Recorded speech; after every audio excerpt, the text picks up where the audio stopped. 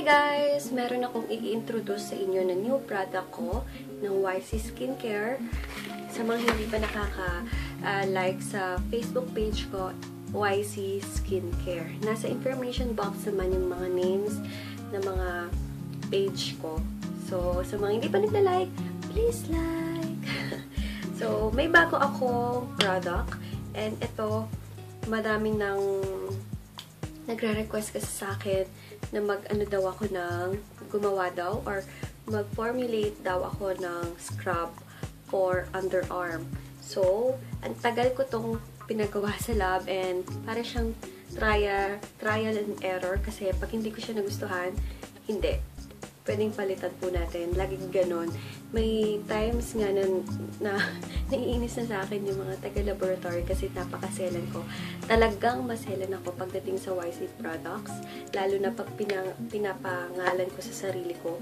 Kasi, syempre, di ba, kung magpapagawa ka na naman ng product mo, gagastos ka na din naman, but hindi pa yung pinakamaganda na, di ba?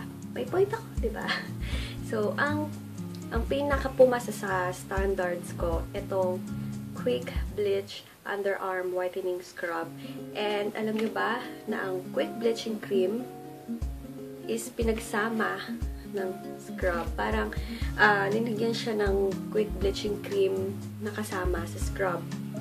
Ganon siya ka-potent na pang-whitening. And pag binuksan, 58 grams.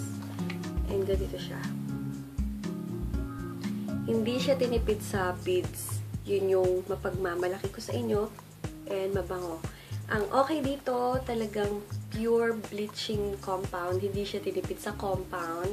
Meron din siyang alpha-arbutin and licorice. Ang licorice is yung nakakapantay siya ng kulay. So, yung discoloration sa mga underarm or sa mga maiitim talaga, okay na okay yung quick bleaching underarm whitening cream, ay scrub.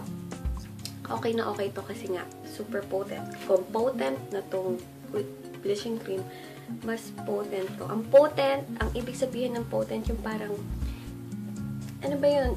Yun kasi pag sa gluta, alam niyo yun, yung gluta capsule, pag sinabing potent yung glutathione niya, talagang buong-buo yung ingredients niya, hindi yung kunwari, sinabi sa ingredients is kunwari yung glutathione, kunwari ang nakalagay sa bottle is 600 milligram. 600 milligram talaga yon. Talagang potent siya. Pag hindi potent, walang effect. So, talagang pagmamalaki ko to, and ang tagal-tagal ko talagang tong pinag-aralan na yung mga ingredients niya, talagang ilang beses mag-meeting sa lab. Kaya, ipapakita ko sa inyo paano ko siya ginagamit and paano siya ibababad sa skin mo. So, ayun. Ginagamit ko pala to 2 to 3 times a week lang. Kasi, pangit naman guys na everyday mo siyang i-scrub. Pangit din yon. Hindi din maganda na lagi siyang mag-exfoliate.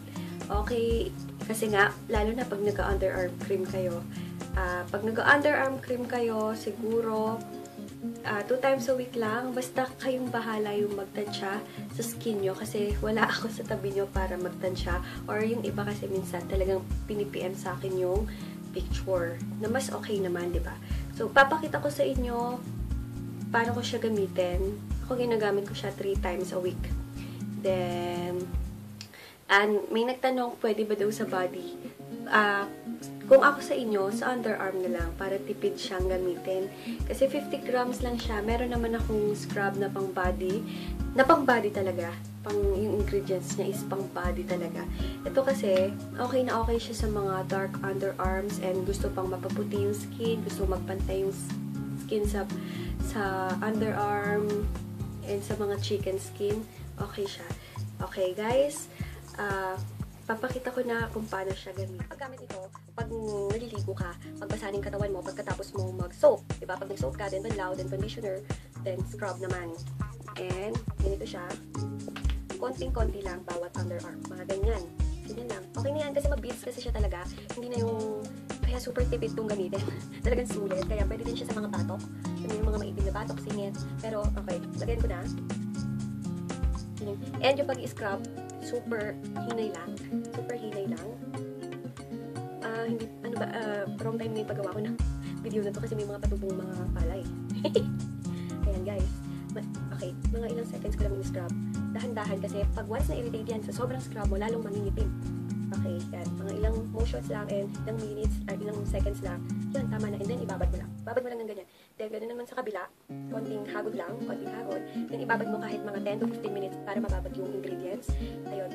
Kayo bahala kung ilang minutes yung ibababad. Kasi yung ibang underarm, lalo na sa mga nag-underarm cream, once nagpipil pa, huwag mo munang i-scrub.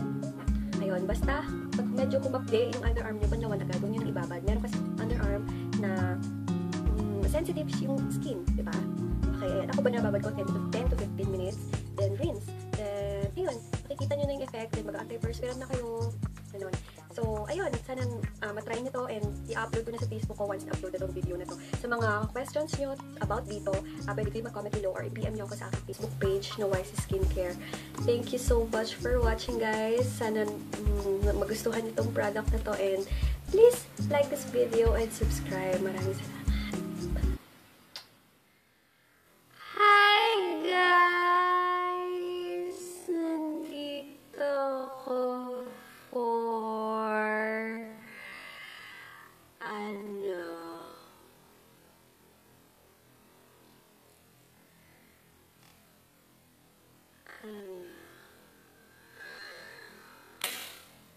Hi guys! Meron akong i-introduce sa inyo, sa inyo.